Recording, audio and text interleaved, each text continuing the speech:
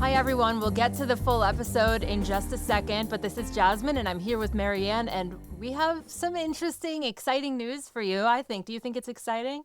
I think it's exciting. For me, it's a little terrifying, but I'm not that good with change.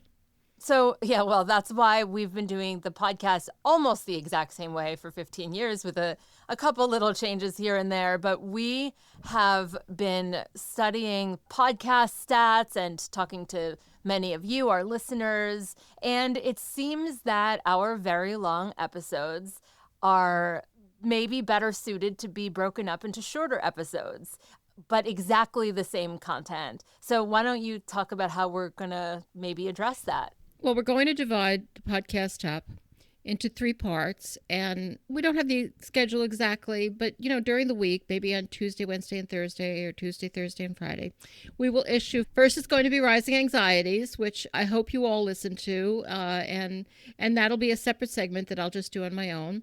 And then second will be the Hen Report, a few news items, a little chit chat, and third will be the interview.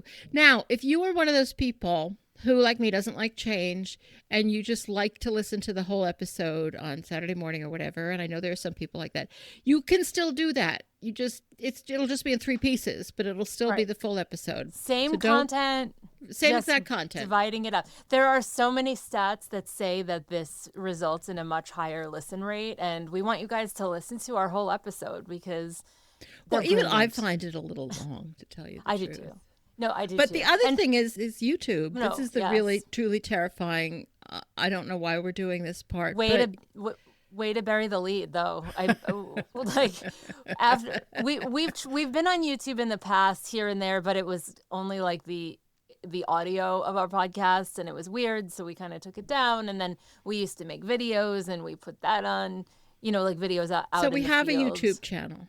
Yeah, it's Our Hen House on YouTube. We want you to subscribe even if you don't watch YouTube, because that's going to really help us out. So we will link to it in the show notes for this, or you could just search for Our Hen House on YouTube and you'll find us. But we are putting all of our episodes moving forward also on YouTube. I'm also a little scared and about not just the audio, the video. The video. That's why it's scary. Yeah. Yeah. And please, even if you hate video, even if you hate YouTube, even if you hate us, whatever, please go on and subscribe and click like on some of the episodes, because we're completely terrified that it's gonna go up there and nobody's gonna pay any attention. We're just gonna look awful.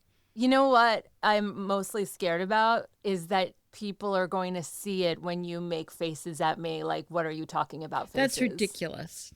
No, it's not. All right. Well, it's exciting. Bear with us as we work out some of these kinks. And now let's get to the episode. Yeah, I know. I'm just going to reiterate, there are kinks. We make mistakes. We've been making mistakes every 2.5 minutes, pretty much. So, yeah, but, that's life.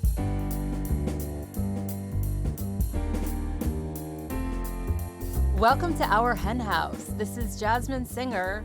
This is Marianne Solomon. And this week's guest is, once again, the fabulous Danielle Hanosh. And she's going to get us up to date on one of our favorite projects ever, the LEAP program. And it's for high school students and now some younger kids also who want to learn more about farmed animals and don't want to have to send them to slaughter as they do in 4-H. It's so bananas to me that that sentence is like a real sentence. Like, no, I think 4-H really damages kids. Well, maybe it doesn't damage them in the way other people do. It's meant to enculturate them into like something that has to happen. But I can't even imagine what it does to people. Yeah.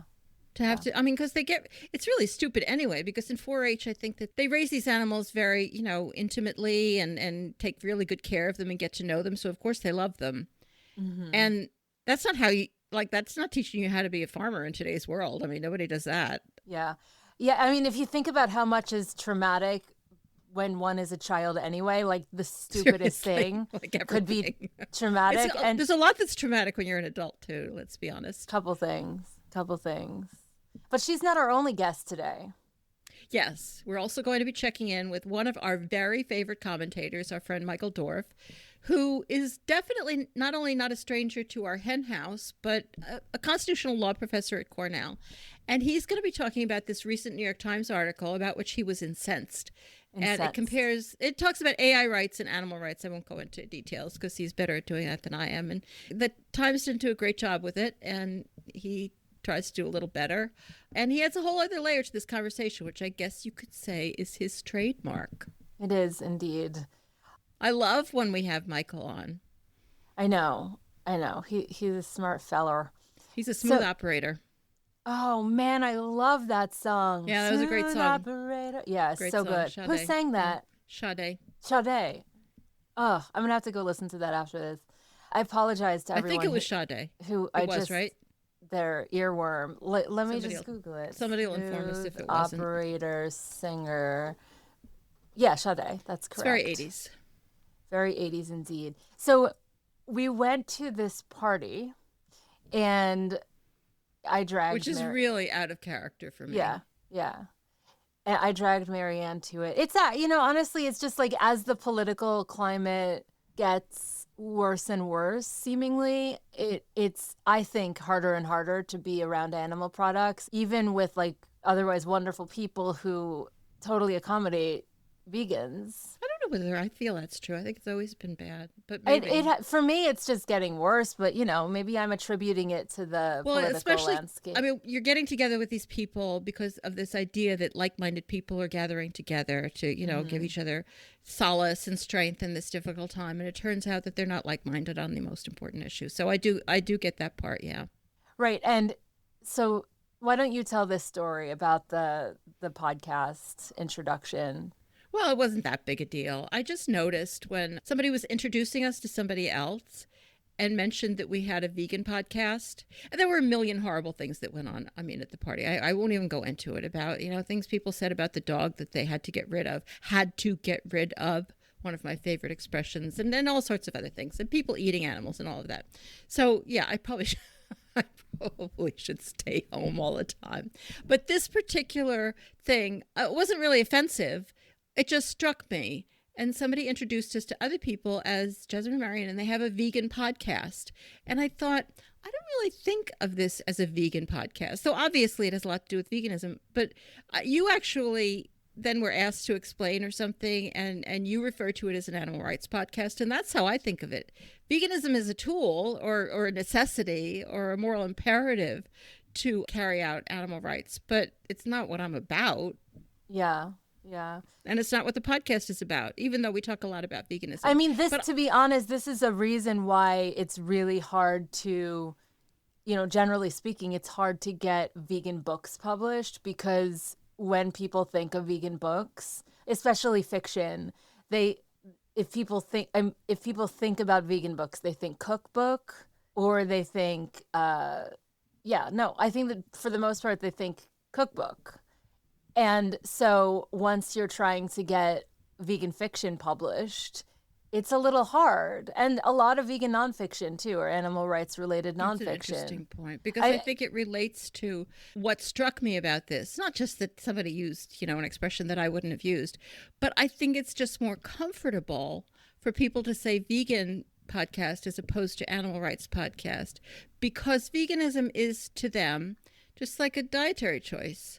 It's like getting a book published with a character who's gluten-free. It's just really not that interesting. It's not that important. It's not central to anybody else's story, even though it may be central to ours. But the thing that's really central is the animals.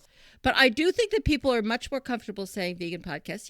That's not something you have to listen to unless you're vegan. Like, it's not something that matters to you unless you're vegan. That sort of attitude. And just to bring this full circle, last week you kindly mentioned my book, The Veg News Guide to Being a Fabulous Vegan, which kind of suffered a little bit of an identity crisis when it first came out. And it's because it's a manifesto, but added recipes, as you mentioned, but it's not a cookbook. There were only like 30 recipes in it because it was a 30-day thing. We ended each chapter with a recipe.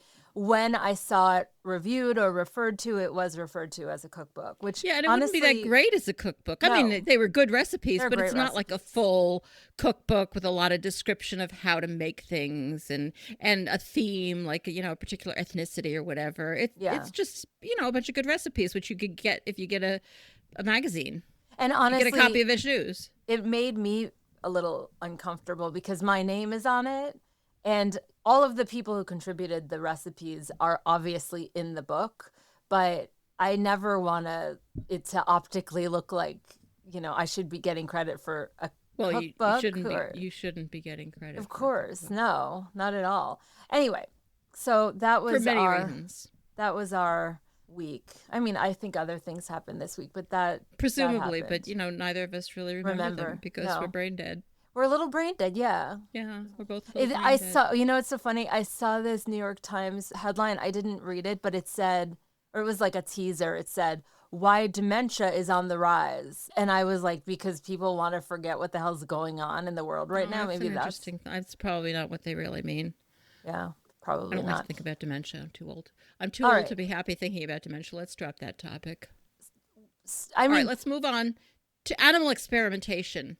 Yeah, you might have seen the news that the NIH just announced it's prioritizing human-based research technologies and shifting away from traditional animal models. And we had spoken, I think on last week's episode, was it last week? It was. That the FDA was announcing a shift away from animal testing. And that, at least according to some reports, I'm not sure it's true, but I think it's true that the EPA, the Environmental Protection Agency, is also recommitting to phasing out animal testing for like chemicals and pesticides. I mean, of course, all of these, who knows what's going on in the government, because they're probably doing it, well, I don't want to be cynical anymore, because I said last time they're probably doing it because they don't have funding anymore. But I think there really is a move on, because now the NIH is also moving in that direction. It's kind of extraordinary. It's amazing. This guy, Jay Bhattacharya, he's the head, and this is the quote from him. "For decades, our biomedical research system has relied heavily on animal models. With this initiative, NIH is ushering in a new era of innovation. By integrating advances in data science and technology with our growing understanding of human biology, we can fundamentally reimagine the way research is conducted, from clinical development to real-world application. This human-based approach will accelerate innovation, improve healthcare outcomes, and deliver life-changing treatments. It marks a critical leap forward for science, public trust, and patient care." I mean, I did not think I would live to see the day that the NIH director was saying that. And kudos to the many, many people who have worked so hard to get to this point. And, you know, beyond this point, it's not over, but it's a big landmark. I actually partially chose this to talk about because I wanted to bring some good news. Well done. I'm impressed. And these alternatives like tissue chips and organoids, which is also fun to say, and AI simulations aren't just more ethical, they're often more accurate because, as our listeners know, mice are not tiny humans. And diseases, they're so much nicer than tiny humans would be. Yeah, this move is long overdue, and we can do better. We've been saying it for years, and now finally the NIH seems to be catching up. It's really great news. Really, really, really great news, because what happens to animals in research is very, very bad. Well, I see that you did choose other good news stories. Washington just became the 12th state to restrict the use of wild animals in traveling circuses. Another thing that's about time. Yeah, no, like, I didn't even know there were that many at this point, though it doesn't surprise me. I knew that this is a project that a lot of people have taken on. And the governor signed the bill, making Washington the 12th state in the country. And this particular bill prohibits the use of elephants, bears, wild cats, and non-human primates in traveling shows. I mean, of course, it's only traveling shows. Zoos are not affected. And there are probably some other kinds of shows, that the kind of shows they have at zoos and stuff, that might not be affected. But come on. I mean, you know, this is the writing on the wall. Like, it's over, folks. Stop even trying to do it. I don't even know how circuses manage anymore, figuring out which states they're allowed to go to. Yeah, I mean, give up. It's over. The animals have been trucked from town to town and kept in these cramped enclosures. coerced into unnatural behaviors. It's crazy that it has taken this long, but circuses don't need animals to be magical. Cirque du Soleil is proof of that. You remember when we saw Cirque du Soleil, and I was so scared the whole time that they were going to fall.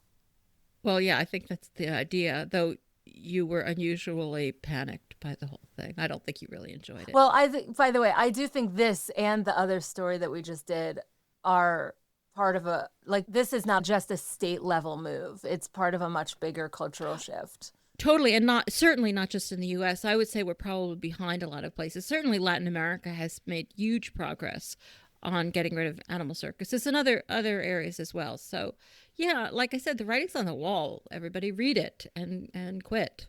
Find another way.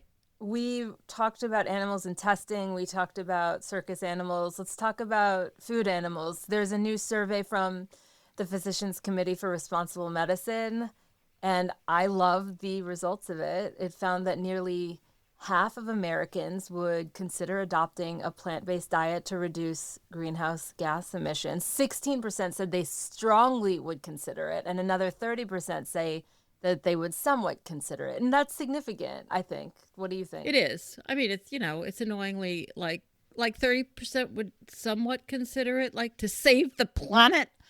This didn't have anything to do with animal rights. It was, people care more about the planet than they do about animals, I guess. Or they don't want to admit that they care about animals somehow. But it's still really good. I keep stomping all over my good news that I carefully chose by saying it's not good enough. You should look at that. But interestingly, the survey also showed that 54% of respondents were unaware of which foods contribute most to emissions. Yeah.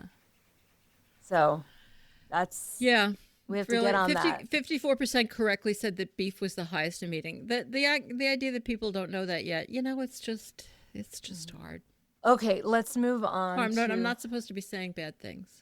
You should be you, Marianne. You should be you. All right, this one, there's nothing bad to say about it.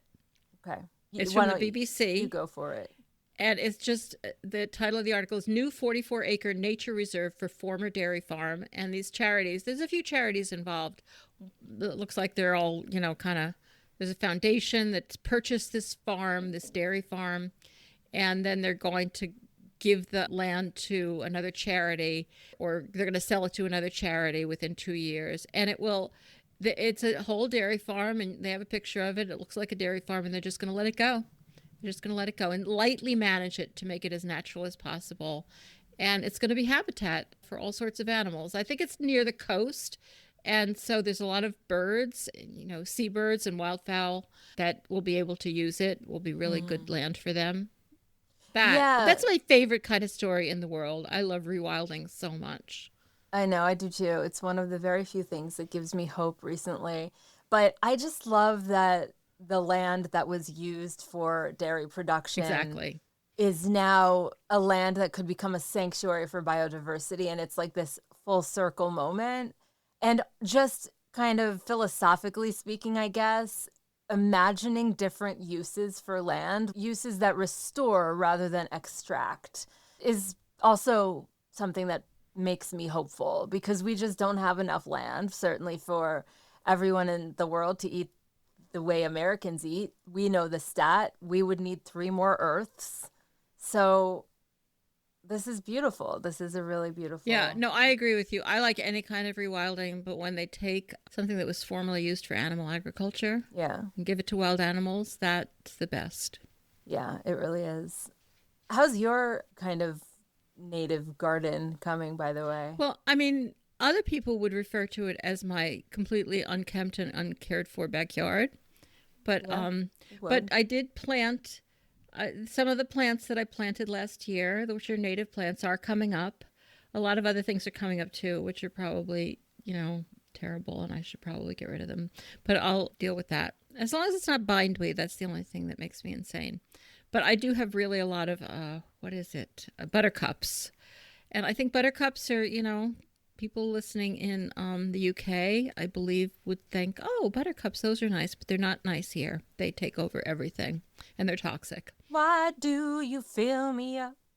But I'm not sure anybody wants to know any of that. All right, well, then let's move on and talk about pickles. I feel tedious talking about my garden. Yeah.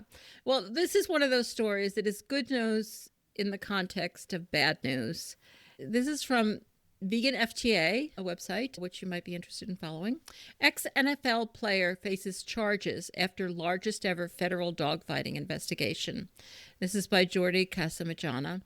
And, it's good to know that the federal government, which is, under a bit of siege right now and a little troubled, shall we say, is still going after dog fighters. And on the 26th of March, they announced the arrest of this guy, LaShawn Johnson, following what the Department of Justice described as the largest federal dogfighting bust in history. The bust took place last October, and they got, I don't know what happened to the dogs, so I don't want to say rescued, but they got 190 pit bull type dogs, as they call them, from his property in Oklahoma.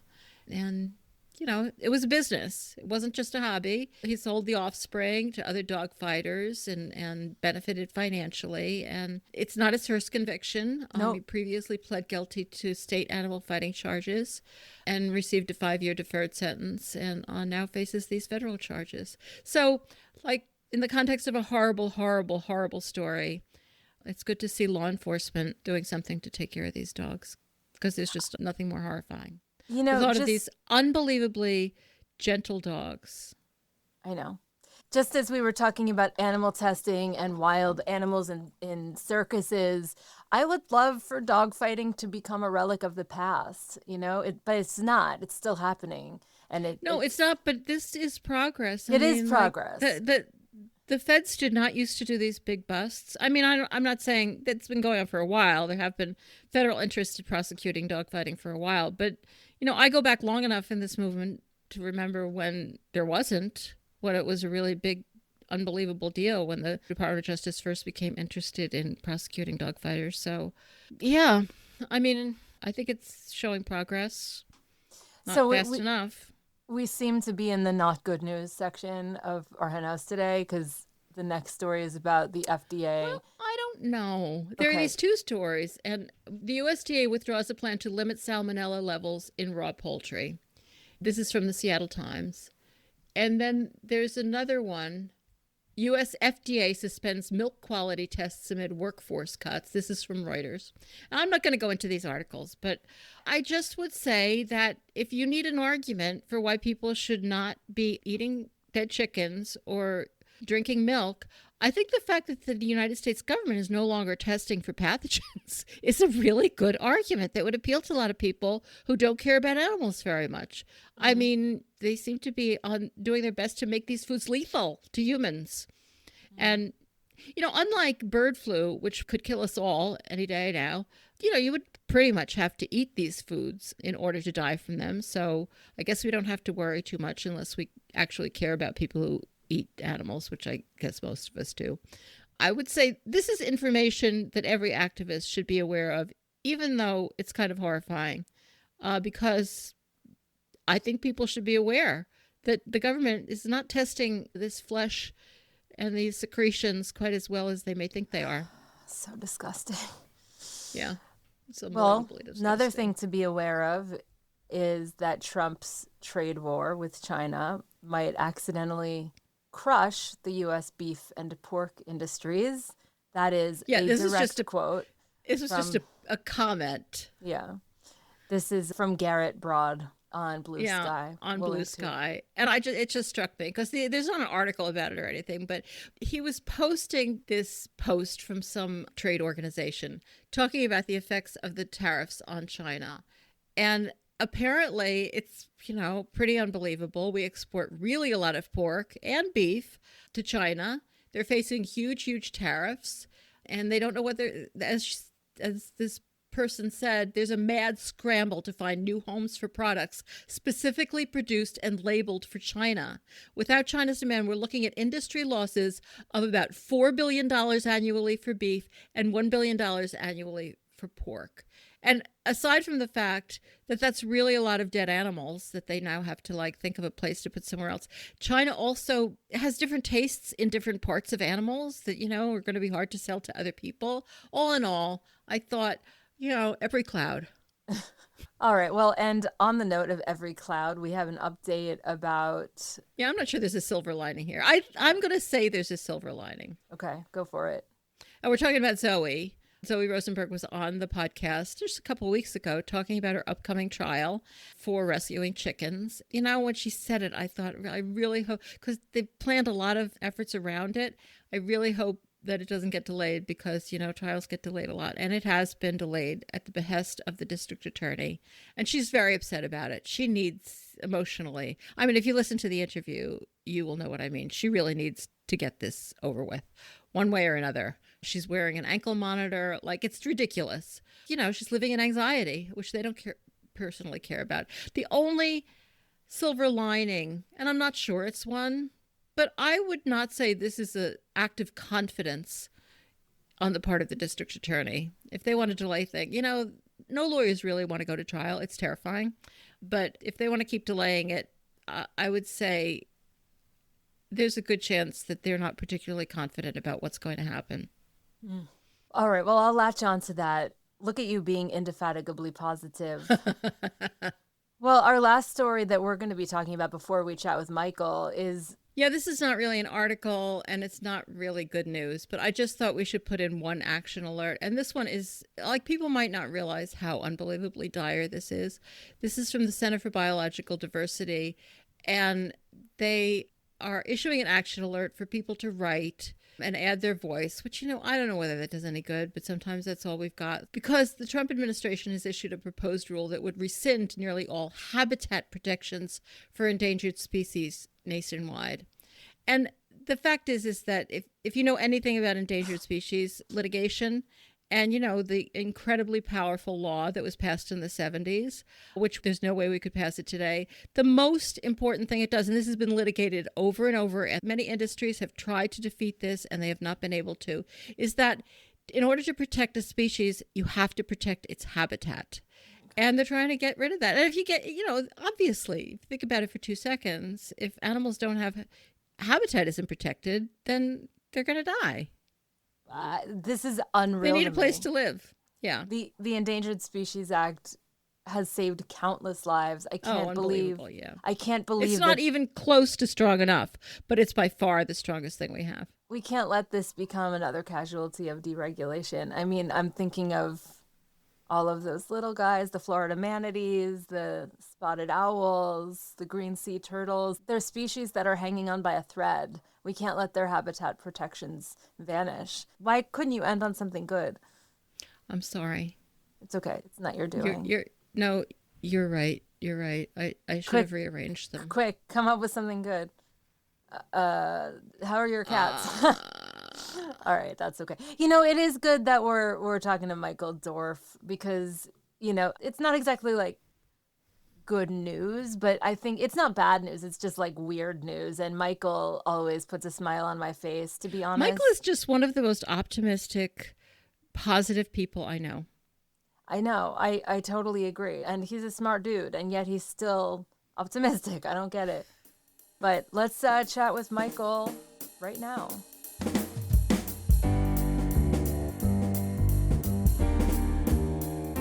Michael Dorf is a legal scholar, constitutional law expert, and professor at Cornell Law School. And a friend of the pod. A very good friend of ours and of the podcast. It'd be weird if he was a friend of the podcast, but not a friend of ours. That'd be strange. No, anyway, we're open-minded. Years ago, he wrote an essay exploring whether non-human animals and even artificial intelligences could or should be entitled to rights. And fast forward to today, and the New York Times just published a piece examining whether AI systems deserve moral consideration, and it raised fresh questions about consciousness and suffering and rights in this rapidly changing world. And so Michael is joining us to discuss these issues and what they might mean for the broader conversation about animal rights. Welcome back to Our Hen House, Michael. Thanks so much. Great to be here. We really appreciate it. In your 2015 essay, you explored whether an AI or I guess I'll say artificial entity might someday deserve rights, depending on its capacities for things like sentience and suffering. So when you read the New York Times article about Anthropic's AI Claude and the idea of AI welfare. What was your first reaction? Well, I would say it was deja vu. This was a recent article in the New York Times, which I assume you'll link in the show notes, by Mm-hmm. Kevin Roos, who's a really good tech reporter. For listeners who follow AI, you may recall that shortly after ChatGPT was released, Roos had a disturbing chat session with ChatGPT in which it revealed that it was really called Sydney, and it tried to urge him to leave his wife for it. And he came away from it thinking that there was a ghost in the machine, even though he sort of knew better. So fast forward to last week when this article appears, and it's, as you say, inspired by the fact that Anthropic, which is one of the sort of three leading AI companies in the United States, has appointed somebody to look out for AI welfare, meaning the welfare of the AIs itself. And Roos is a little skeptical, which I think is warranted because there isn't really any evidence that the existing chatbots have any subjectivity at this point, although some people have claimed that. But he then goes on to say, well, maybe they could someday, maybe not that far in the distant future. And the thing that sort of made me fall out of my chair, not literally, was when he said, well, even if they don't deserve all of the rights of humans, shouldn't we at least treat them the way we treat animals? And I thought, what, you mean like confine them in small spaces, take away their family members, inject them with hormones, and then slaughter them at a young age? Because that doesn't sound like rights to me.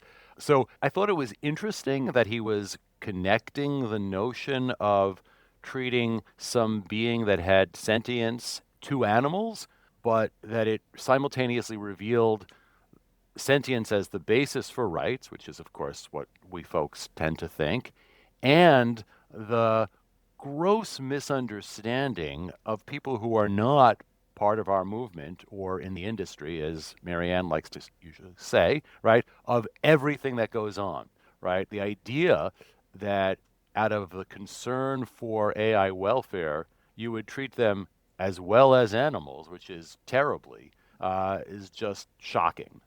Yeah, I thought that the really interesting thing about the piece as well wasn't so much his ruminations about what's going to happen vis-a-vis AI welfare, if it's something we should be concerned about, but this insane mischaracterization of our concern for animals. I mean, the article seems to take the position that animals are something that we care about. I think factory farming was specifically mentioned and seems to be a problem, but there's just this sense that that's all a given.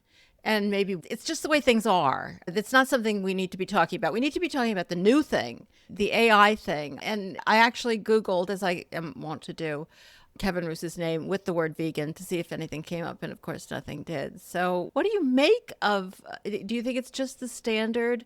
Everybody's kind of aware now that's something we should be concerned about, but Absolutely. let's So I move on should to the say next that I topic. really like Kevin Roos as a tech columnist. I'm not saying he's a terrible person. Yeah, no, I agree. I mean, but that's part of the point, right? He co-hosts a weekly podcast that is one of my favorites. It's not Our Hen House, but it's quite good. It's a New York Times podcast that he co-hosts with a guy named Casey Newton that's all about AI. And he has really thoughtful things to say about that. But I think that, underscores the degree to which if people don't think of themselves as, animal rights activists or aware of, what's really going on, then their level of understanding is, it's like that of the person who will ask you 1,000 times, remind me why vegans don't eat eggs again or don't drink milk. So it's sort of, yes, they're aware, but it's sort of in his peripheral vision. And so they're not really seeing it. At the same time, and this was the point I was trying to make in that essay that Jasmine referenced at the top of the discussion, right? There is some sense on their part that this is connected in one way or another to animals and that sentience really is an important criterion, right? Nobody is out there talking about toaster welfare or chimney welfare or the welfare of any inanimate object.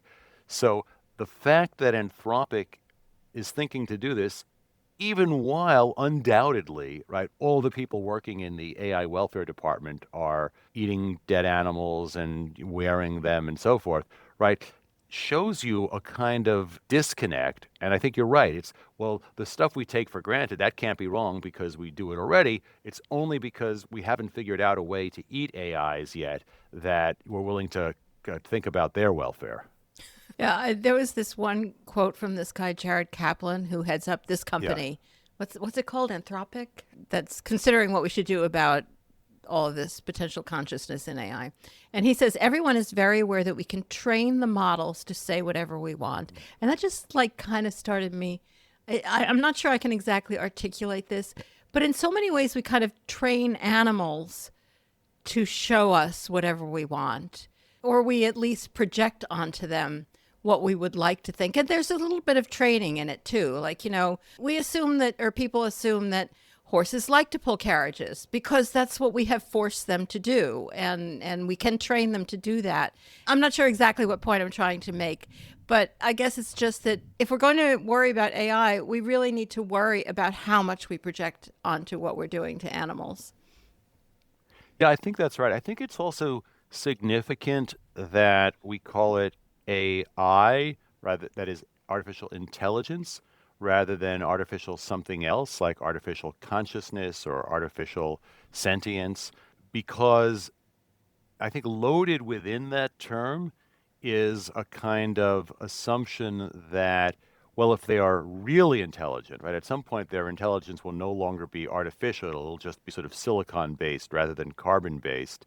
And then they'll have achieved the pinnacle because they will be intelligent in the way we are, which was sort of what I was getting at in that earlier article, which is we should worry not about artificial intelligences, because you can have non-conscious intelligence, but artificial consciousness or artificial sentience, or, just consciousness and sentience. And again, I don't quite understand this mindset, but I see it very commonly. All right, I'm going to throw everything on its head. So, on a deeper level, both the AI and animal rights conversations challenge us to define what kind of society we want to be in, right? Like one that's narrowly anthropocentric or one that's willing to broaden the moral circle. So, do you think that it's possible that the rise of AI could actually help push society to rethink our assumptions about sentience and rights more broadly, including for animals? Or do you worry that it could further entrench human exceptionalism?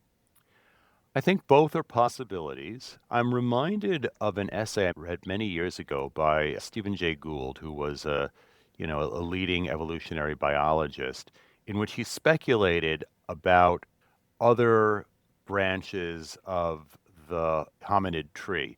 So, the last common ancestor of humans and chimpanzees lived about 7 million or so years ago. And we have in the fossil record, dating from Lucy, which is, Homo africanus, up until just a couple of 100,000 years ago, lots of other species within the family Homo. I think it's a family. I could be confusing family and order, but the basic idea is these are beings that are more closely related to us than our most closely related surviving relatives like chimpanzees and bonobos. And there were a whole bunch of them. There was, Homo boisei and Homo robustus and all of these other. And Gould says it's almost an accident of history that none of those others survived down into modernity. And he asks sort of, well, what would we do if they still existed? Would we give them rights? And at the time, I thought that was a really interesting question because when I read it, I wasn't yet a vegan. But reflecting on it now, I think, what are you talking about? That's not an interesting question. We know exactly what we would do. We would enslave them, we would exploit them, or we would exterminate them because, that's what we do to all the other animals, including until very recently, for the most part, chimpanzees who are, still used for medical research in some places. And, there's beginning to be a recognition, well, there's a problem with that. But that's the sort of dark scenario, right, in which okay, the AIs achieve consciousness. Now we have to figure out, number one, how to prevent them from killing us, like in the sort of, RoboCop scenario or the Matrix or something like that. And if we can do that, well, then we can continue to enslave them. Hmm. Yeah, we don't have a good track record, No, do we? not at all. But, I think it depends on what the AIs are like, right? So I'm thinking about there are these two great Ishiguro novels, Never Let Me Go and Clara and the Sun, which I think are both ultimately about animals. I mean, certainly, Hmm. certainly Never Let Me Go Totally. is. And Clara and Yeah. the Sun, there's not to spoil either for listeners who haven't read them, but Clara and the Sun is about a sort of companion robot for this young girl and grows up with her. And it's told in many ways from Clara's perspective. Clara's the robot. And there's a genuine sense that, this is profoundly unfair to this conscious entity. And yet there's also a kind of sense of inevitability. But you have this sort of vague hope that if people could relate to the AIs in a way that lets them see a kind of shared interest and sort of commonality of experience, that could open their eyes. Hmm. Yeah, no, and that's a very hopeful perspective. So I won't offer anything to counter it because I have too much of a rep in that area. And it's also a Yeah. great movie. Never let me go. Never Yeah. let me go. Yeah. Never Never let let. me go. Yeah. I read Clara and the Sun not that long ago. It was fantastic. I can't recommend it enough, especially from that viewpoint of animal rights.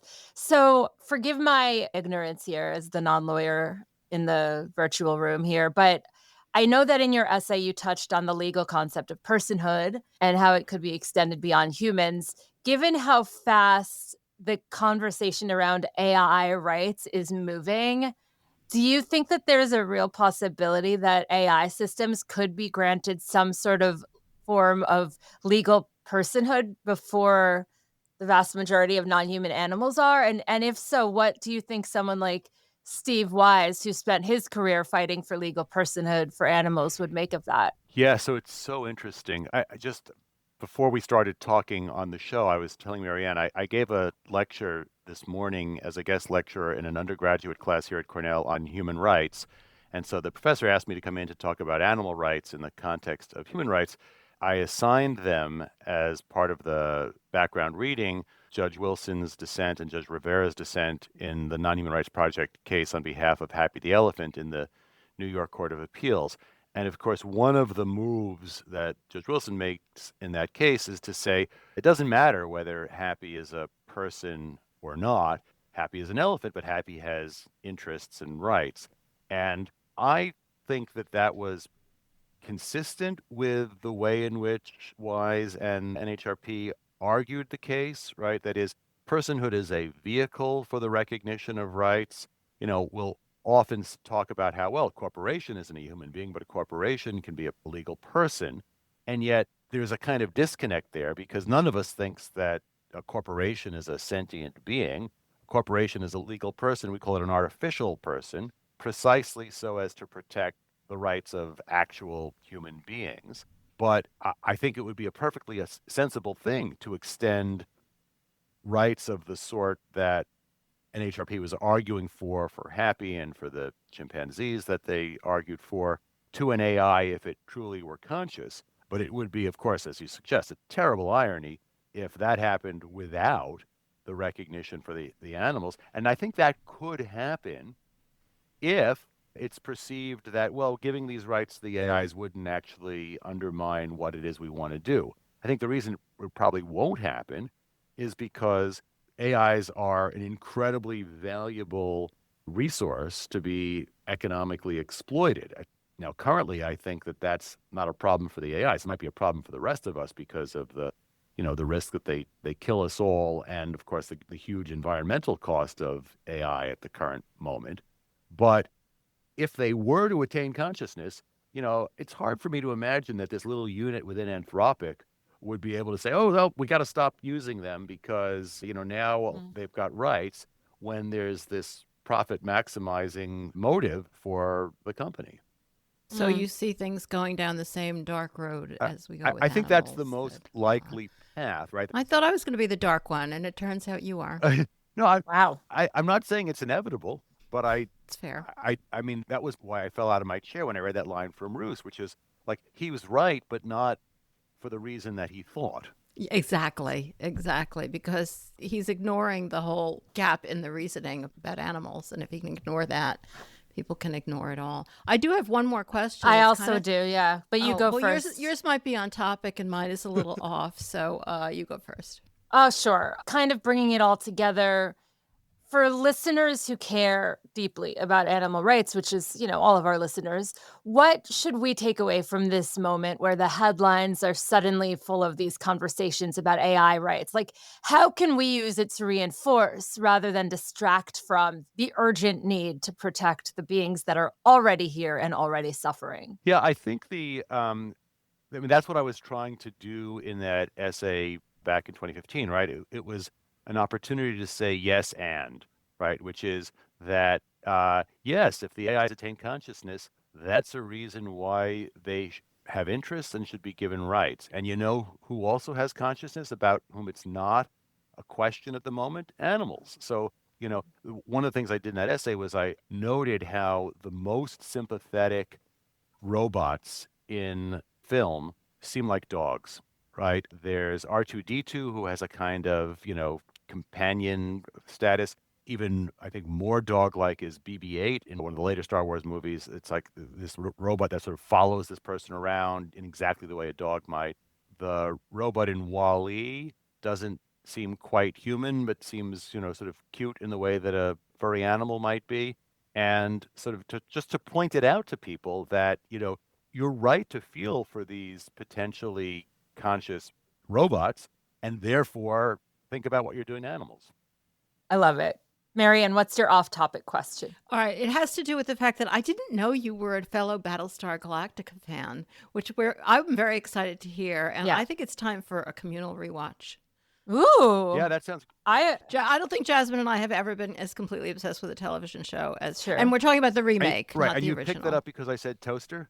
Was that the entirety? No, you had it You in your mentioned it essay. in Oh, the the essay, right. Yeah. So I actually talked about that with it's a terrific reboot, and it has all sorts of human rights themes. There's a kind of Totally. Abu Ghraib sequence in it because it was right around that time. But, I pointed out to the students that, toaster there is used as a slur, and it's a slur precisely because a toaster is a something, not a someone, whereas the Cylons, who are, the robots in the Battlestar Galactica reboot, pretty clearly have subjectivity. And so, yes, I agree. We can have a big watch party. I'm so excited. Marianne and I are on a Star Trek phone thread, and everyone else on the thread besides us is super excited about it. Marianne and I are we try really hard. I like Star Yeah, Trek. no, I It's know, just I know. that- I don't it's just dislike that it. Everybody else likes it. They're over the moon. It's like the only. There's so much of it. But it's a little overwhelming. if we could do it with Battlestar, I will be the one over the moon. So anyhow, Michael, thank you for joining us. There's much more to say on this. There's but so much This is all more. we have time for now. And we'll link to both your original essay and the recent New York Times article in our show notes. By the way, was there anything else you wanted to say about it that we didn't get to? I mean, sure, but this was plenty. And the reference to Star Trek is making it very hard for me to resist giving my William Shatner impersonation. Oh my God. On that note, thank you for joining us to discuss this, Michael. We're big fans. And just tell our listeners where they could read your online column. Follow me at dorfonlaw.org, and I'm also on Blue Sky at Dorf on Law. Amazing. Thanks, Michael. My pleasure. Good to talk to you both.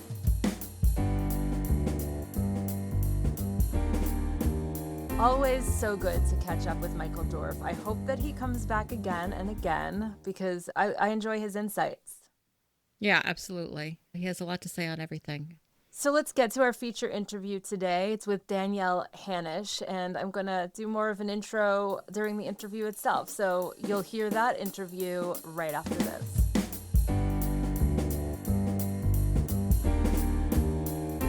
Farmed animals are too often underrepresented in legislation and become victims of cruel public policies dictated by Big Ag. The Humane League created the Animal Policy Alliance to change that. They're working to build long-term power and fight for legal reform for animals farmed for food and fur. The Animal Policy Alliance unites and supports a powerful collective of local and state-level animal advocacy groups, more than 25 member organizations and growing. Their mission? To enact meaningful change for animals and end large-scale animal cruelty through legislation and policy reform. These groups channel the grassroots power of animal welfare advocates across the country, building relationships with lawmakers at the city, state, and federal levels, and pushing for policies that benefit animals. Together, they're making a real difference, and you can be part of it. Let's work toward a future where animals are no longer abused for food and products.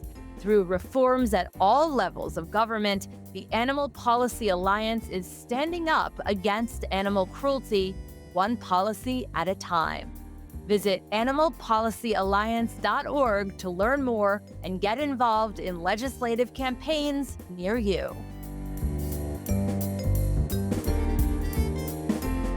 Welcome to Our Hen House. I'm Jasmine Singer. I'm Marianne Sullivan. Marianne, we have both worn pink glasses today. Oh, yeah. We should coordinate it. We're here today with Danielle Hanosh. Am I saying your last name right? Yep, it rhymes with Spanish. Oh, I did that's it. convenient. Yeah. Well, welcome back to Our Hen House, Danielle. You were on a few years ago, and we're super excited that you're joining us today because we love everything you're doing. Hey, I'm so excited. I'm honored. Thank you for having me back. I didn't get the pink glasses memo, so I apologize about that. But We're going to have to talk Yeah, to it's a Vicki problem. about that. Danielle is the co-founder and executive director of LEAP and is also the co-founder of Blackberry Creek Farm Animal Sanctuary in Northern California. And because that doesn't keep her busy, she also serves on the board of the wildlife conservation NGO Women for Wolves. As a lesbian, I am a woman for a wolf. I just wanted to go on the record saying all that. right, you can join So- our pack. Amazing. Oh, I love it. So with a teaching credential, MA in education, a decade of experience as a public school teacher, and 10 years experience running a nonprofit farm animal sanctuary, she's so excited to be using her background to ensure that children and teenagers across the country have access to hands-on humane education and leadership development. I know you do a lot of other things too, Danielle. You're a ghostwriter, you're a storyteller, and you're the author of several children's books about animals. So my first question for you is, what don't you do? And I do want an answer to that.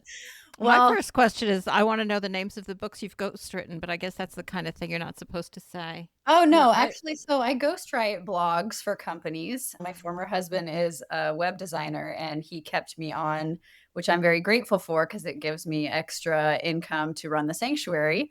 And so I just write for the companies he markets for. But as far as the books that I've published, those are not anonymous. I've done 3. So one is about disabled animals. It's a whimsical, kind of fun fictional story about Judy, our cross-beaked hen, and it's called The Very Ugly Chicken, about a little girl who decides to leave 4-H and start her own sanctuary when she starts rescuing disabled animals. So I have What Are Llamas For, which was inspired by a little boy that actually visited my sanctuary and asked what llamas were for. And so we talk about how animals are actually not for us at all, but they are for their own purposes. And then lastly, because I deal with a lot of loss at the sanctuary, as you guys can imagine with the animals we rescue, kind of death is ever present. And I've also become very aware that so many people deal with pet loss, people that have reached out to me. And so my board member actually illustrated this one, and it's called The Other Side. I have a copy of it right here.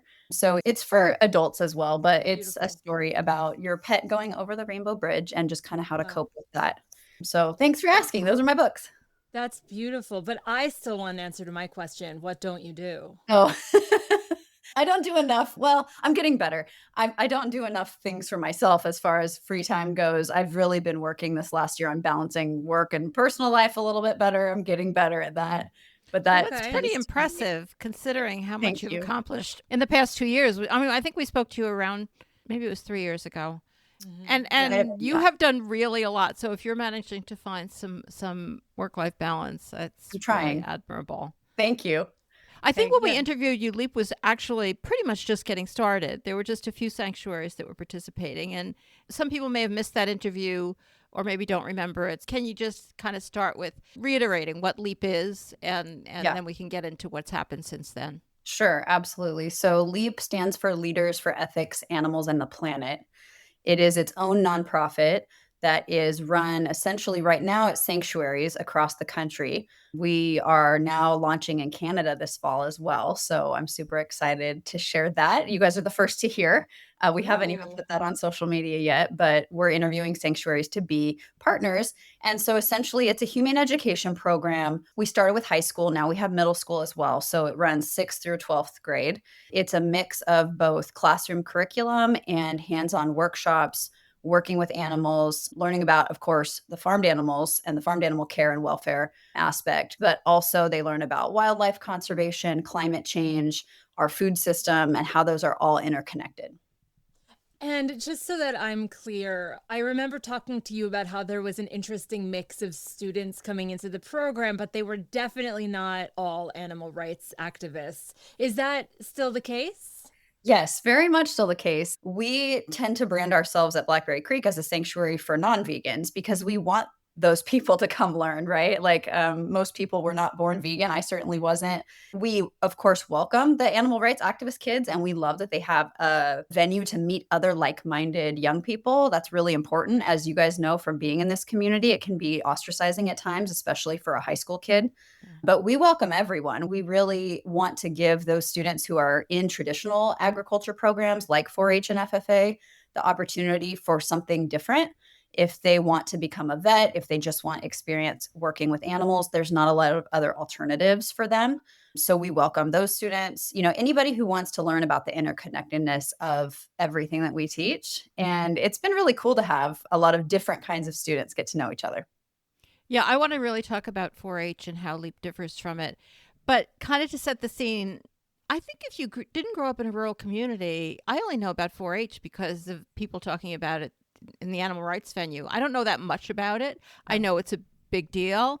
But can you just kind of describe it, how big it is, how it works? And I mean, what I've always heard, which I assume it's true, like one of its main purposes is to kind of enculturate kids into seeing animals the way animal ag wants them to. And I guess while you're at it, you might as well talk about FFA too, because I don't really know the difference. Yeah, there's some differences. They were both started a long time ago, and if you go online in our strategic plan, we have a little bit more detailed background on each of them. They're not all bad as far as what they teach. Like especially 4-H has a lot of other areas they're branching out into, from leadership development to STEM. They're really encouraging young girls to go into science, math, and technology. There's gardening. There's all these good things about it. And especially with FFA, 4-H as well, they were FFA as Future Farmers of America. So it was literally, started in the early 1900s as a way to teach students how to become farmers and get into agriculture, both animal and non-animal. And that's how the program started. Again, FFA does have some other programs where you don't have to slaughter your animal at the end. But the culture, there's a lot of pressure, not only from the teachers, but from other students. You are definitely seen as odd if you are someone who wants to, rehome your animals at the end of the program rather than auction them and compete. In a sense, I think it's a leadership program, but there's a very misguided part of it that we don't need to teach anymore, which is how to become an animal agriculturalist. And both FFA and 4-H have the program where they raise an animal and then Yes, are expected to show it and bring it to slaughter or sell it correct. to slaughter. Yes, I didn't realize they were both. And I think you made such a great point that we always have to remember that we don't hate farmers. yeah, exactly. Like farmers grow our food and we like Yes, to eat as much as anybody. We're not yes, anti-farming. right. It's so easy to slip into that. There are so many people in the animal ag industry who are eager to portray us like that. I mean, it's not farming that's the problem. It's Right. animal ag. Exactly. I want to jump into something you just said, though. You were talking about how, like, they don't all do bad work, or they don't have like bad intentions, certainly. And No. it just made me think that that is the case for so many animal related things that kids are exposed to, like zoos, Yeah. for example, or horseback riding. I think that there's obviously so many people who just love their horses, Yes. and yet there's just, I don't know if it's like a philosophical difference that is the core of the difference, but I'd love if you could speak to that. But also, Danielle, if you could tell us, like, are these kids damaged at all, or are we just projecting our like vegan ethos onto them, that like you can't go through that and come out unscathed? Is Yeah. that true? I I don't think there's a clear answer to that, but let me explain, my experience with those kids. I think as far as the ethical piece that you are talking about, the horseback riding, the zoos, like, I mean, I grew up as a kid that liked, I wasn't like an equestrian, but I liked to ride horses and I like to go to the zoo. Like, I have always loved animals. I loved Marine World when I was a kid, which in Northern California was like kind of a Sea World slash zoo. Yeah. I mean, I wanted to be like an elephant trainer when I was 5, right? So I think in a sense, you get kids sometimes that join FFA and 4-H that really do love animals. And as far as coming out unscathed, I think that there's 2 different sets of kids. I think for the most part, they become desensitized. And that's what I've seen the most often. I think for the most part, they really do believe that they love their animals that they send to slaughter. And I think in the beginning, especially the kids that grow up in that world, especially where their parents have been in FFA and 4-H and it's kind of a family tradition, the kids cry. When they're young, the first time they do this, the second time they do it, they don't usually want to let go of their animal. But the culture kind of pushes, it's the circle of life and you're feeding people and you're giving back to your community. And so in that way, they typically become desensitized to what actually is happening to their animal. Now, not all students come out of it that way. And we have had several students leave FFA and 4-H and, not want to participate and have actually gone vegetarian or vegan after what they've seen and then joined LEAP, which is great. There used to not be another alternative for those students. So I think a lot more kids would choose an alternative if that was an option, because I certainly don't think that whole process of desensitizing them is good for their psyche or their emotional well-being. Yeah, I've Yeah, told no, this story before, but I'm sorry to interrupt, Marianne. I just remember taking my niece to a sanctuary when she was 4, Mhm. and she's not vegan, and she was petting a turkey, and it's possible I told you this story when I interviewed you last, but she said, your feathers are soft. We don't eat you. We only eat turkeys with hard feathers. Or like, I saw her brain trying to make Yeah. sense of it. And Yes. then the sanctuary person who was there was like brilliant with her. I of course was like, Yeah. like I melted. And then the person there took over, and yeah. But anyway, Marianne, I interrupted you. I'm sorry. No, that's all right. I think that's a really good story. Just the struggle. I mean, it makes you almost feel like what animal agriculture and eating meat does to us is so profound. I Yeah. mean, at that early age, we're Yeah. putting together these huge issues about life and death and love Yeah. and it's turning us in a bad direction. Yeah. So, LEAP, how's it different? And what do the kids get out of LEAP that they might also be getting out of 4-H, but in Yeah. a different way? Sure. So, some of the things that we have in common that we do think are great in 4-H and FFA is the leadership component. Kids learn about public speaking, they learn about animal care, right? These kids do typically take very wonderful care of their animals, besides the fact that they aren't usually allowed to let them out of a small pen. They don't have enrichment or much of it. But I think the leadership component and the animal care component are something that we take very seriously. It's just in a very different setting. We have a variety of different things we do in the program. So the 6th through 8th graders, that's an after school program, but it's a 2-hour, twice a month, so every other week after school meeting. And the kids get to know each other and they learn about those things. They learn about how to be leaders in their community. They learn about ethics in general. One thing that all the students do from 6th to 12th grade is they, throughout the year, create their own personal code of ethics where they have to explore these issues, right? Like, how do we feel about zoos? How do we feel about horseback riding? How do we feel about eating animals? We present them the information that most of us didn't have growing up about alternatives to those things and why we as, the LEAP teachers don't choose to participate in those things, and kind of give them then another opportunity to work with animals. If you love horses, you can work with them in a sanctuary or a rescue setting. We also really connect it to the bigger issues. So the classroom curriculum part talks a lot about the intersection of human and animal rights. And for the students, I think it really gives them, we hope, a very well-rounded idea of what goes on here. Whereas in FFA, they may be typically focused solely on animal care and like learning the body parts, learning the cuts of meat, learning how to dock tails and crop ears and do all those things. At a sanctuary, we're talking about the other issues. So the health issues, for example, that large pigs face when they're saved from slaughter. Pigs are typically killed at 6 months old, as you both know. So what happens when your pig is 5 and weighs 600 pounds and needs a hoof treatment? How do you do that? And why are they so big? And we talk about the role that humans have played in that. I could go on with examples, but I think in general, LEAP is a program for kids to get the information and explore these issues at a younger age, because most of us didn't have the opportunity to do that. And I think many of us would have made different life choices early on. And like you guys were saying, we're trying to not have it be so normalized. We talk about animal testing. We talk about animal law and how animals don't have rights like humans do. And what does that mean for roadside zoos and for entertainment venues and for laboratory animals? So we go pretty deep, especially with the year 2 high school students, into the animal legal realm. And that's been really eye-opening for many of them. Is it a 2-year program? Is that? So the high school program is 2 years.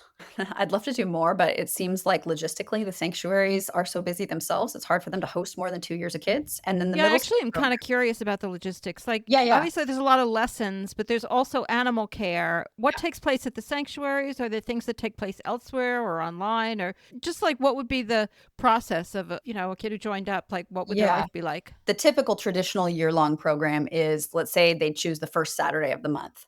So all of the kids commit to coming during that time from September through May. So it runs through the school year.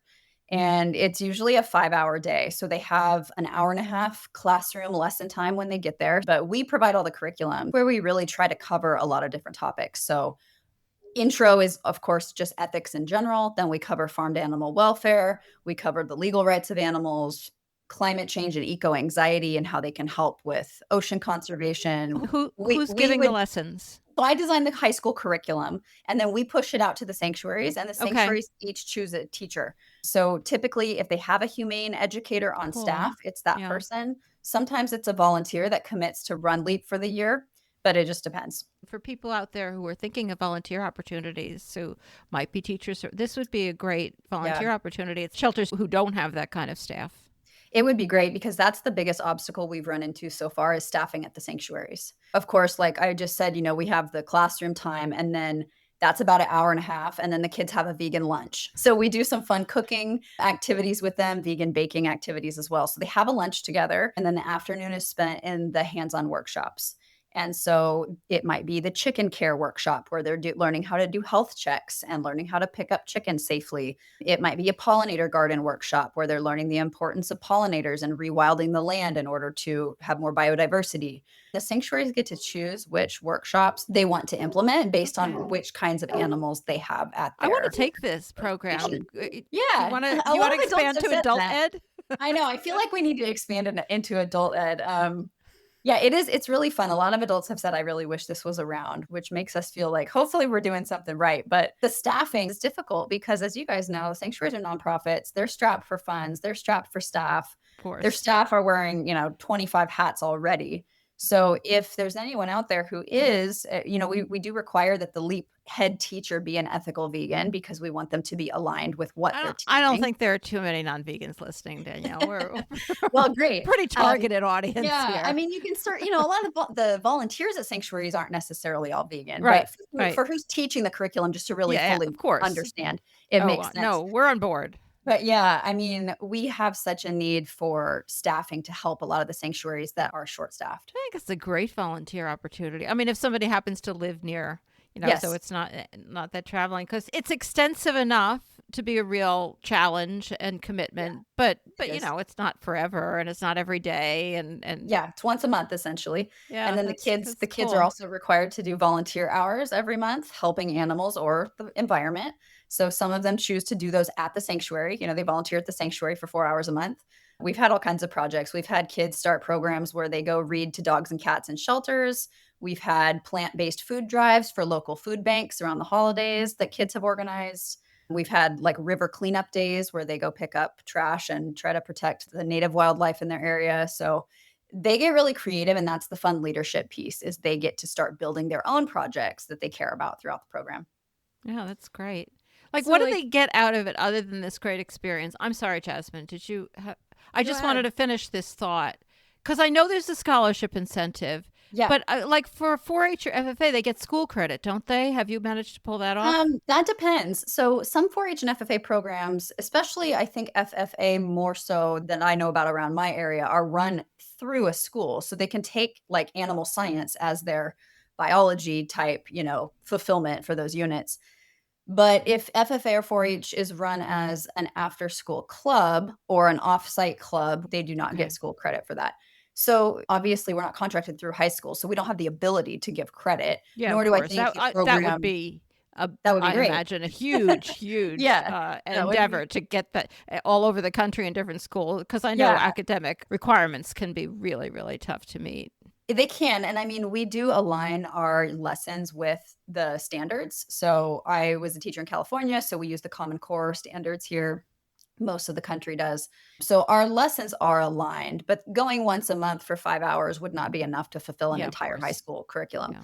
So the scholarship program is actually changing next year. We've been kind of experimenting with what we want to do with that. And so how it's working right now, and we've done for the first 2 years nationwide, is the students have the option to participate in a competitive research project at the end of the year.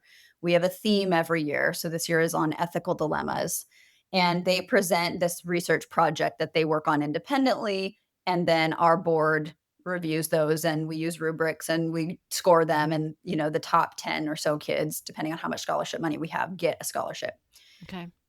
Originally the thought behind it was that many FFA and 4-H students are earning money selling their animals, and so sometimes parents are resistant to let them leave those programs because they're earning money for an internship or college or work experience or whatever they're going to go do next.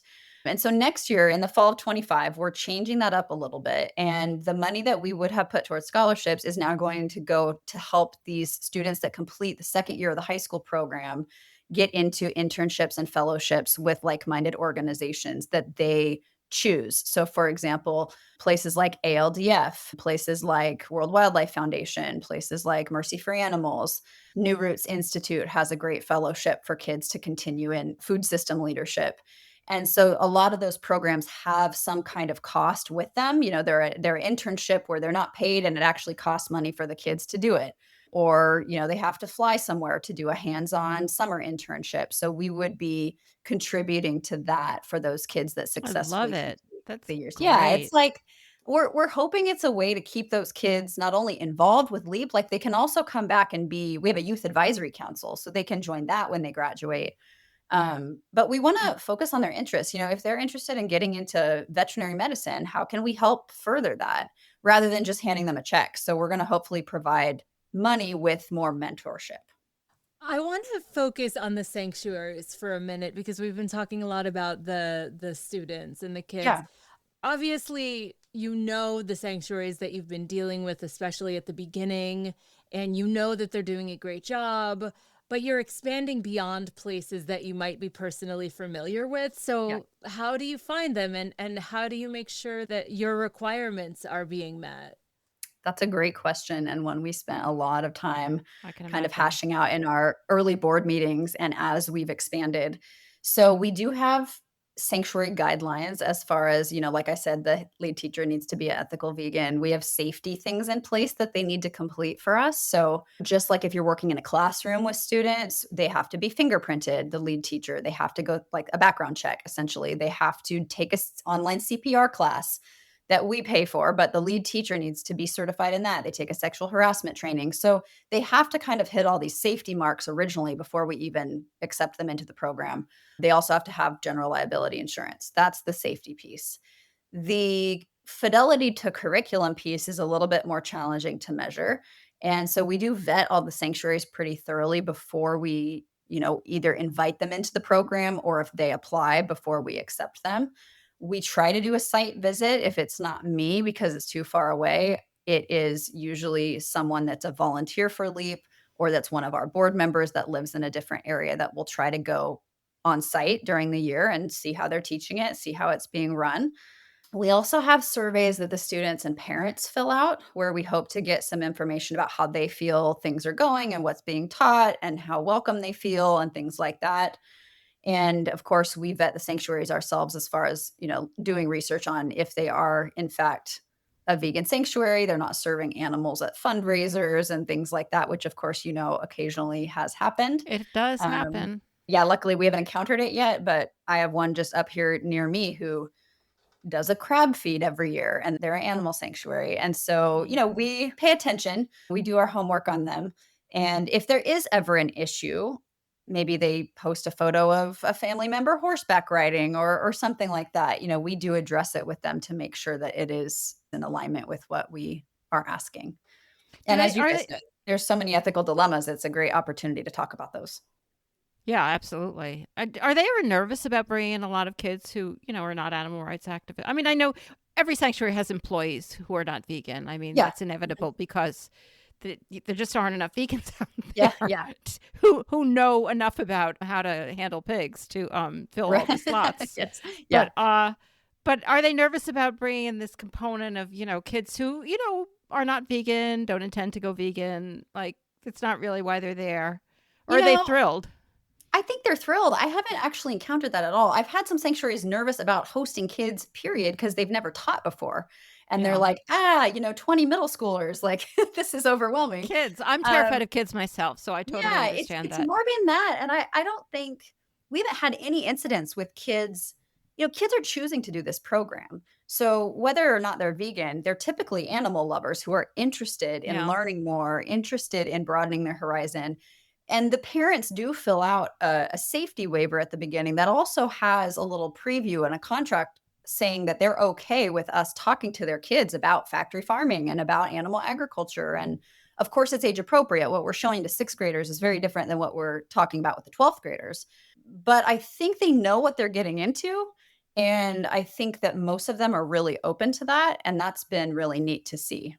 I So, bet there are a lot of really strong friendships that come out of this because adolescents are just starving for, finding new friends and getting close to new people. And, to be a person who cares about animals a lot at that age, at any age is can be alienating. yes, It's hard to find your absolutely. people. It's And, hard to and this find is your a way for them people. to find their people. Yeah, it is. And for adults as well, I think even volunteers at the sanctuaries have found community in that. We have several sanctuaries where they've gone through the program. The kids are graduating from LEAP this year, and some of them are graduating from high school. A Unity Farm Sanctuary in Massachusetts has just been like a phenomenal place for kids for LEAP. They're highly motivated to do, above and beyond. They just took their LEAP students to Harvard to go to an animal law conference. And they have such strong friendships that have come out of there. It's really neat to see they actually hired two of the young women who are a junior and a senior to work at the sanctuary and have part-time jobs there. So it's really been fulfilling for us as, the founders of LEAP and kind of the board to see what the sanctuaries are doing with it. It's incredible. And we are so grateful for them. That's so nice. I mean, it just sounds like there are so many different aspects of this that are fulfilling to so many different people. Tell us a little bit about how the program has changed you. Well, I think, running a sanctuary, I'm like the kind of person that could spend all day with the animals at the sanctuary. So I love the animal care piece. And I loved teaching as well when I was in the classroom, but I always felt a pull towards moving away from teaching academia and into teaching kids what I was passionate about, which is being outside with the animals and learning how to help. And so I think in a way it's really broadened my horizon about how many animals we can impact You guys know if you start a sanctuary, you can rescue a finite number of animals and provide them with lifelong care. And yes, they can be amazing ambassadors, and our animals certainly are to reach Mhm. people.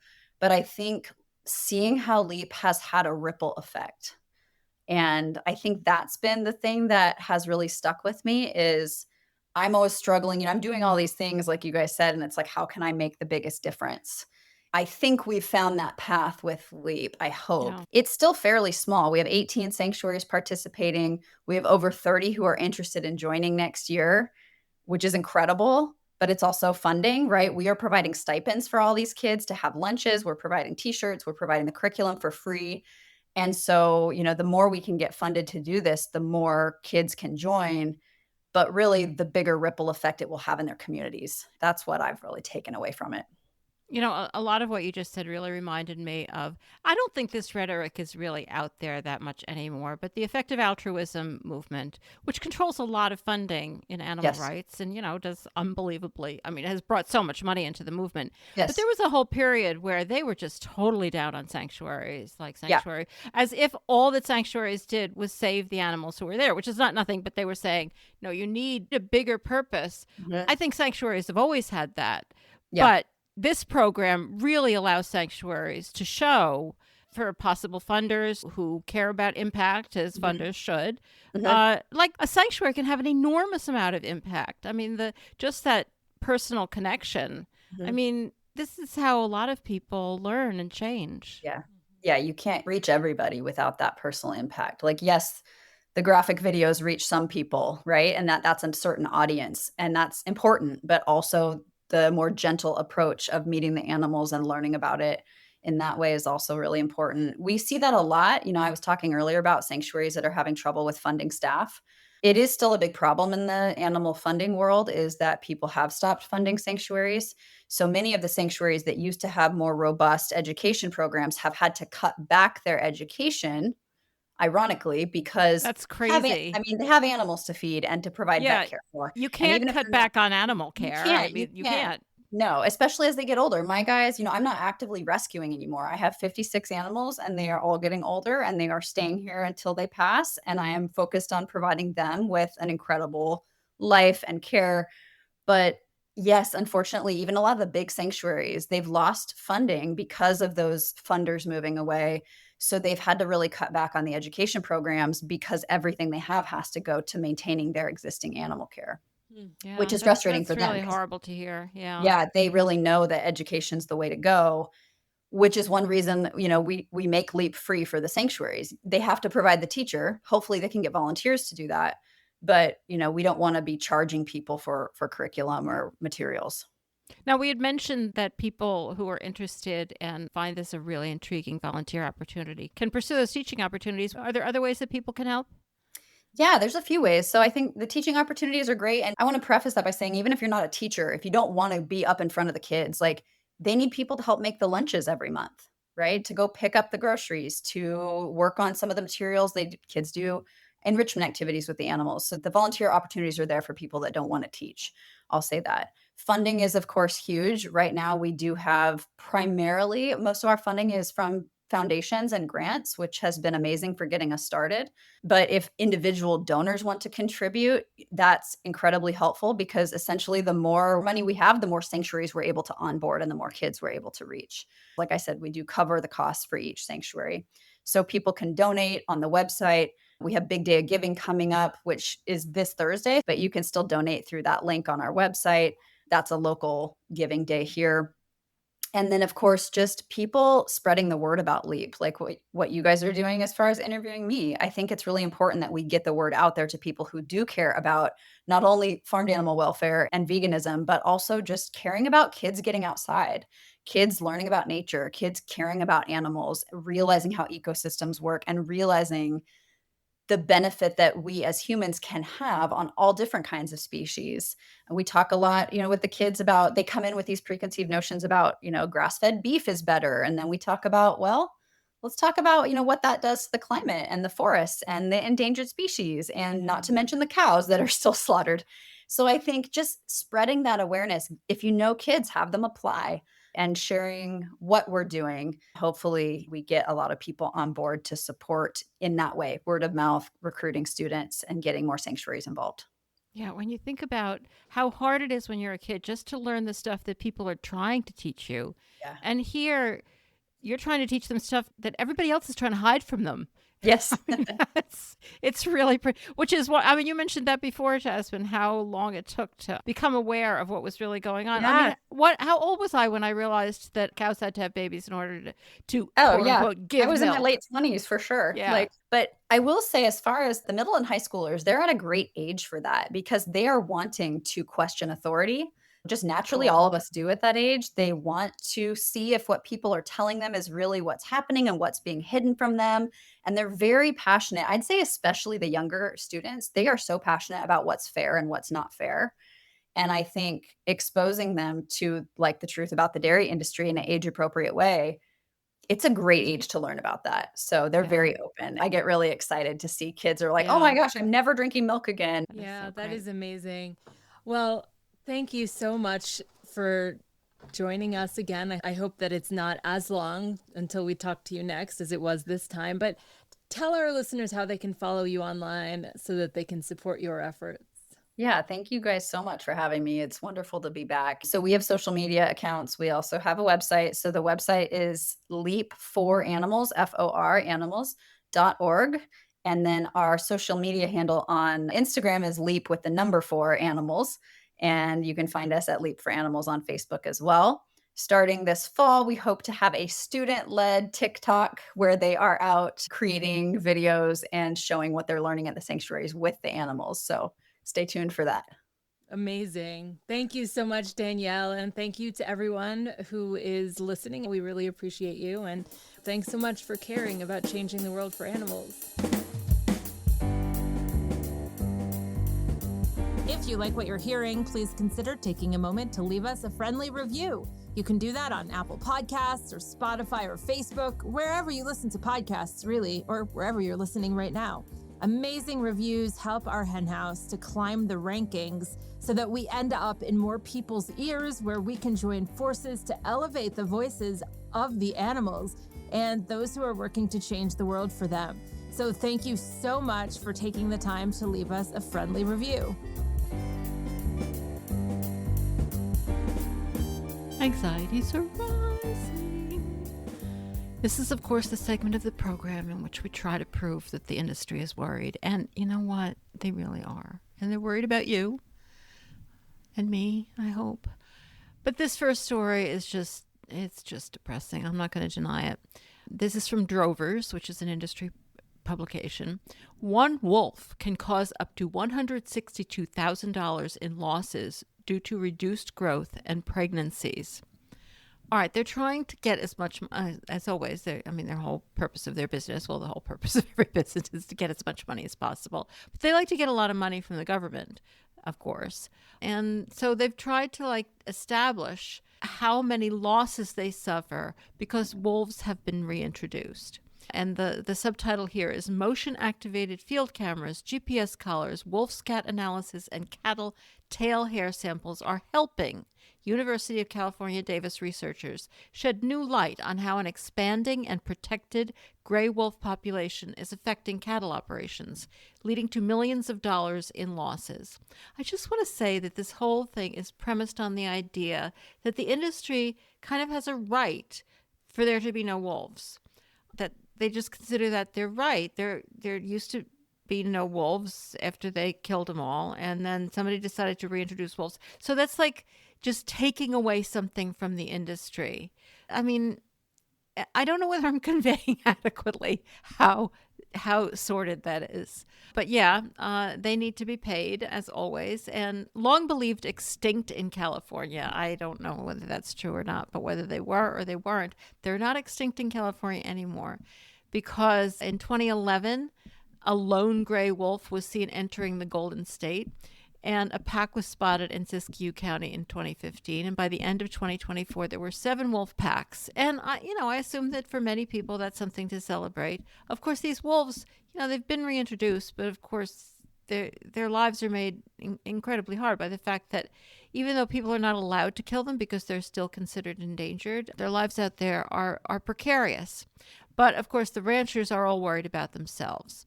As wolves proliferated, ranchers in those areas feared they would prey on cattle, as of course they would. Like, we've just set up this situation where there's wolves, there's cows, and there's going to be carnage. And, something's got to give. And so the industry has decided, well, if our cows are going to be killed, it's really not such a bad thing as long as we get paid. All right, so this woman, Tina Saitoni, who's at University of California at Davis, which does, of course, loads and loads of research at the behest of the industry. She's a professor there. She wanted to quantify both the direct and indirect costs. So it's not just the cows who are killed. They want to get paid for more than that, for wolf-related losses. And so she set out to do that. And her results include that one wolf can cause between $69,000 and $162,000 in direct and indirect losses, from lower pregnancy rates, decreased weight gain in calves, and that indirect losses are estimated to range from 1.4 million to 3.4 million, depending on the impacts. And they spent all sorts of money making this study. And there's also quite a bit in here about the direct harm, which, I won't repeat to you, but of course, wolves kill cows brutally. The point is that we shouldn't get rid of the wolves. They belong there. We shouldn't have the cows stuck out there where they can be killed. Isn't this not obvious? I know it is to you. And according to the Public Lands Council, the recovery of the gray wolf is a success story for the Endangered Species Act. And the time is now to recognize that success. Delist wolves now. So they do want to delist the wolves, but they also want to get paid, and either one is probably pretty good for them. So that's what they want. And they have all this proof that wolves just do really bad things to cows, which, nobody's denying that. They also want to spread this whole program to other states where wolves have been released because, it's the cattle ranchers who are really the victims here. All right. Egg substitutes. You wouldn't think the industry would be that worried about egg substitutes because, they're pretty sure that H5N1 is going to be eradicated and the egg industry is going to get back on its feet. Yeah, well, maybe not. This is by Meredith Dawson from Watt AgNet. Using egg substitutes will never fully replace real eggs. Well, thank God for that. Amid high egg prices, she says, many news sources have published ways that consumers can cook or bake using egg substitutes. She, of course, doesn't talk at all about things like Just or real egg substitutes where you can actually make things that taste exactly like eggs. She's talking more about the kind of things that people use in baking.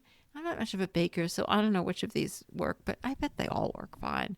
Ground flaxseed, chia seeds, aquafaba, tofu, and banana. I don't think I've ever heard of tofu before. She had only ever heard of a banana, so I don't know where she's been. I guess she's not really paying a lot of attention to egg substitutes. But according to the Center for Human Nutrition at the Cleveland Clinic registered dietitian Julia Sampano, egg substitutes are just that. They are only substitutions, not replacements. This is what they say about every single food that reiterates the thing that some kind of animal food does, that it's not exactly the same. Actually, that's what they say here. Nothing is going to be exactly equivalent nutritionally to an egg. Yeah, well, is that really the point when you're putting chia seeds? Like, that's the thing you put to hold your ingredients together when you're baking. I don't know, does it have to be exactly the same? Maybe there's some things that are better, like the lack of cholesterol. But when used as a functional ingredient, according to this article, eggs improve other foods by contributing more than 20 functional properties. That's according to the Egg Board, which I know is one of your favorite sources of information. Additionally, eggs require more than a 1-to-1 substitution with alternatives to achieve similar ingredient function. What does that mean? What would be a 1-to-1 substitution with like chia seed, like 1 egg to 1 chia seed? I don't know. Anyway, the whole thing is just it's their mantra all the time. Well, it's not exactly the same. Yeah, in some ways it's better. Maybe in some days it's not as good. I don't know. Who cares? Just make your muffins and use the chia seeds. All right, finally, despite activism, the power of meat prevails. This is by Abby Cornegay from the Animal Agriculture Alliance, and it's published on Drovers. The subtitle here is Consumers are staying true to their core values and buying products they feel good about. However, animal ag needs to stay alert as there has been an uptick in direct actions from animal rights groups. Yeah, the second half of this article is all about how people are eating loads and loads and loads of meat, and it's all really great. And I'm not going to read that part to you. I feel bad even telling you about it. But in spite of that, the fact they have all that good information, they really want to make clear that they're still kind of scared out of their socks of the animal rights movement. And as I always say, they're the only other people who really know what's going on, and that's why they're scared. While we know, she has to say, the vast majority of the public enjoys eating meat, poultry, dairy, eggs, and seafood, there are those individuals and organizations that are working to eliminate choice from consumers with the goal of taking meat off the menu. I would say that if I thought it was possible, if I thought I had that power, if somebody would make me empress, I would eliminate choice. But sadly for the world, nobody is going to make me empress. So, we have to settle for actually trying to actually give people choice so that they actually have the opportunity to choose not to eat meat, which I'll tell you, a hell of a lot of restaurants I go to, you don't have that choice. So the Animal Alliance reported from 7 animal rights related conferences. They have been busy. I wish I could go to all these conferences. HSUS is, of course, that's now Humane World for Animals, the Taking Action for Animal Conference, ALDF's Animal Law Conference, the Animal and Vegan Advocacy Summit. Those are the only ones she mentioned. She said there were 7, so I'm disappointed. Anyway, these are the themes of which they are clearly pretty nervous. Positioning large companies, processors, integrators, restaurant retail as quote-unquote villains that benefit from the current food system at the expense of farmers and ranchers. Yeah, maybe that's true. I don't know. I think they're all villains. Isn't that our point? That what we think they're all doing is immoral? I don't think we're keeping that a secret. I don't think that's a strategy. I think that's the whole raison d'etre of the movement. All right, legislative quote-unquote wins and pathways to get more quote-unquote animal protection legislation passed, beginning at the local level. Yeah, well, that is true. I'll admit, people are really focusing on local, because what would really be the point of focusing on federal at this point? Calls for collaboration and creative ways to gain funding by aligning with other movements, specifically environment and climate-related movements. Actually, environment and climate-related are kind of the same thing. And, doesn't it make sense that there would be collaboration? I think it's long overdue. I don't think that's really the animal protection movement's fault, but yeah, all right, so that's right. Animal ag and meat's alleged negative impacts on public health and nutrition. Yeah, well, that's for sure. I mean, that has always been a mainstay of the animal protection movement, and it remains so because, you know what? There are really negative impacts on public health and nutrition from animal ag and meat. So she wants the animal agriculture community to be prepared for potential litigation targeting large companies, especially around sustainability claims, increased shareholder activism, legislative and regulatory efforts, and campaigns around nutrition, public health, and climate. Like I said, it doesn't sound that different from the things we've always focused on, but yeah, I hope she's right. I really do. Maybe she has the inside track here. She reports of having witnessed an uptick in direct actions. I don't think there's been that many really recently, but yeah, definitely over the past 2 years, it's been crazy. And they know that that's a big problem for them. She's referring not just to open rescues, but demonstrations at corporate headquarters, restaurants and retail stores, and sometimes at personal homes, billboards targeting animal agriculture and food brands. I'm not sure I would call those direct action, but they're trying to sway the public away from meat consumption. Oh, God, Abby, you guessed it. Somehow you guessed our secret agenda, trying to sway the public away from meat consumption. As I said, the rest of the article is talking about how great the meat industry is doing, so I won't burden you with that. And that is it for this week's Rising Anxieties.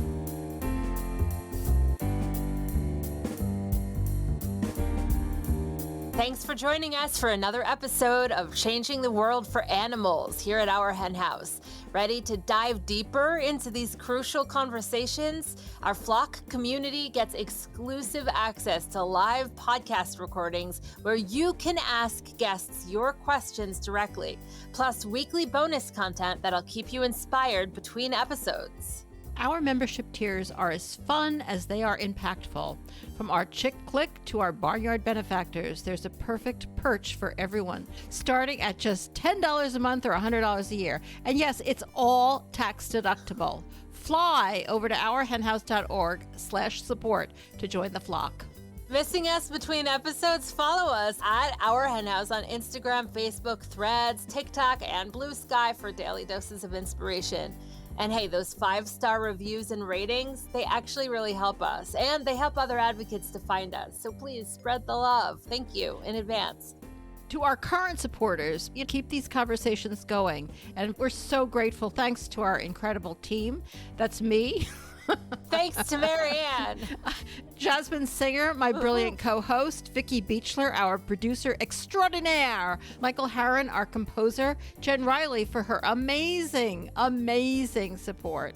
And Veronica Kolinska for our eye-catching graphics. Don't forget to subscribe wherever you get your podcasts so that you don't miss next week's episodes. Subscribe to the Animal Law Podcast too. And thank you so much for your compassion and your dedication to animals. See you next week.